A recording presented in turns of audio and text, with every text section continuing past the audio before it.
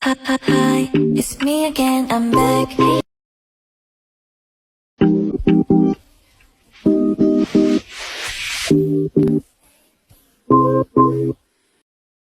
Dahulu kala, hiduplah seorang pemuda tampan bernama Jaka Tarub.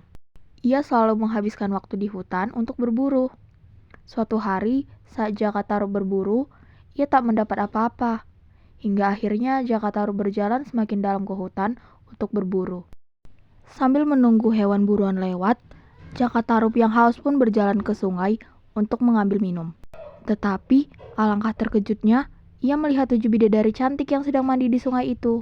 Muncullah pikiran Jaka Tarub untuk mengambil selendang dari salah satu bidadari tersebut.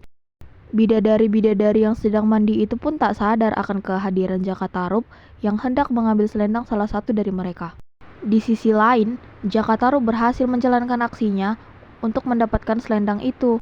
Saat mereka ingin pulang ke kayangan, salah satu bidadari tak bisa pulang karena ia tidak menemukan selendangnya ada di sana. Namanya Nawang Wulan.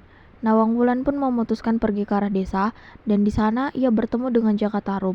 Kemudian Jaka Tarub menawarkan agar Nawang Wulan tinggal bersamanya. Tak lama kemudian, mereka menjadi sepasang suami istri dan dikaruniai seorang anak. Suatu saat, Jaka Tarub heran karena persediaan padi mereka tidak berkurang, padahal setiap hari mereka memasaknya. Hingga suatu pagi, saat Nawang Wulan hendak pergi ke sungai untuk mencuci baju, ia menitipkan Nawangsi kepada Jaka Tarub. Sebelum pergi, Nawang Wulan menitipkan pesan. Nawang Wulan berpesan kepada suaminya untuk tidak membuka kukusan nasi selama ia pergi.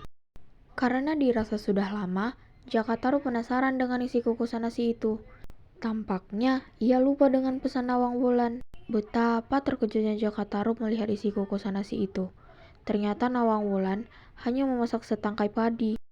Nawang Wulan yang mengetahui hal itu menatap marah kepada suaminya itu di dapur. Jaka Tarub menyesal. Karena kesaktiannya sudah hilang akibat perbuatan Jaka Tarub, Nawang Wulan harus menumbuk padi untuk dimasak. Bersamaan dengan itu, persediaan padi mereka juga semakin menipis. Pada suatu pagi, ketika Nawang Wulan hendak mengambil padi di lumbung, pandangannya tertuju pada hal yang tak asing baginya. Betapa terkejutnya ia ketika mengetahui benda itu adalah selendang yang ia cari selama ini. Hal itu membuat Nawang Wulan ingin kembali ke kayangan. Mulai saat itu, Nawang Wulan bukanlah lagi istri dari Jaka Tarub. Meski begitu, Nawang Wulan akan tetap turun ke bumi untuk bertemu dengan Nawangsi. Tetapi dengan satu syarat, Jaka Tarub tak boleh ada di sana saat Nawangsi menemui dia. Jaka Tarub pun menyatakan bahwa ia menyanggupinya. Kemudian Nawang Wulan kembali ke kayangan.